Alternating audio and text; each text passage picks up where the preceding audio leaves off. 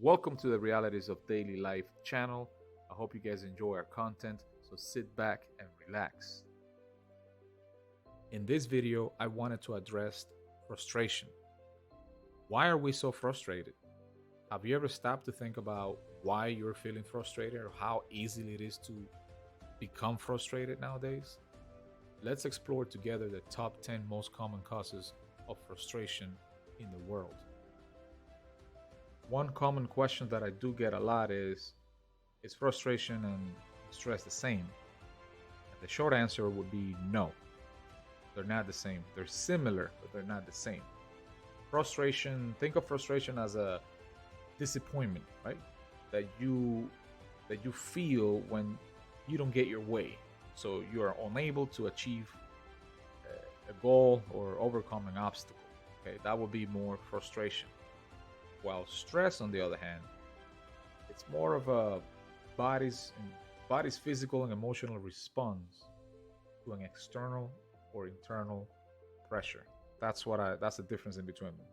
However, frustration can lead to stress. That I can agree with. It will definitely lead to stress if not treated. Now, I'm not saying that frustration is a bad thing, because we all experience frustration. It's part of our regular life. Okay, we all get frustrated at some point. So it's not the short-term frustration that could have a negative impact on you. It's the long-term frustration, the one that doesn't go away, the one that lasts for days and weeks and months.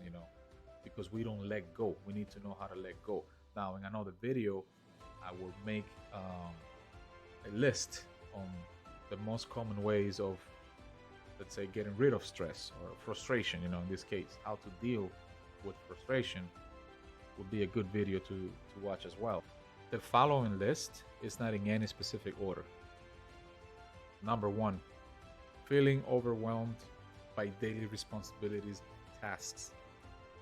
We have so many things in our minds that demand so much energy and just time consuming that it can be very, very easy to never be able to catch up and accomplish all our goals. Number 2, lack of control. Imagine not having control over the outcome of certain events or certain circumstances. That can definitely be frustrating, very frustrating, and disempowering. Number 3, unmet expectations. You will hear me say this in a lot of my videos, that how ambition is it's a great thing to have. However, if you're too ambitious and you don't accomplish certain goals, it could have a negative impact on your well-being as well.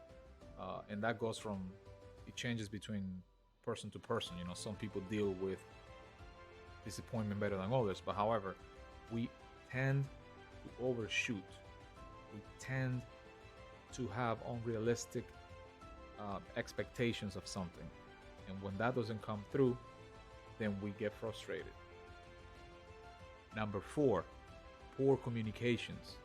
And that could range in between misunderstandings to lack of information or simply not being heard. That can all contribute to feelings of frustration. Number 5, financial difficulties. This one is huge. This one impacts our lives in every single way possible. It could be either positive or negative, but having money troubles can cause stress and frustration, especially if it makes it difficult for us to pay bills, buy necessities, or achieving our goals.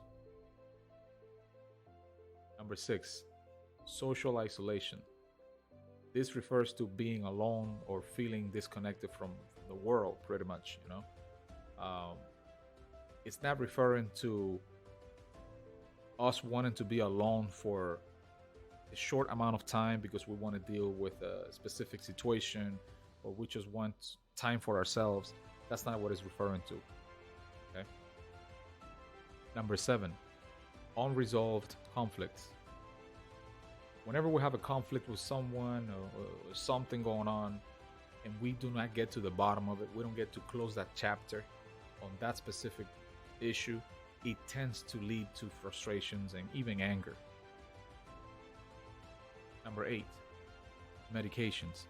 As good as medications are, uh, they also have pros and cons, like anything else. And some of the negative aspect of medications that they tend to have side effects, and some of those side effects include feelings of frustration. Depending on the medication that you take, these are usually antidepressants or anti-anxiety type of medications, stimulants, etc., etc. But just be aware that medications do play a big role on how we feel and how we react to certain scenarios. Number 9, past traumatic events. This one is also a big one. This is a big one too. We could sit here and talk about this for hours. Depending on the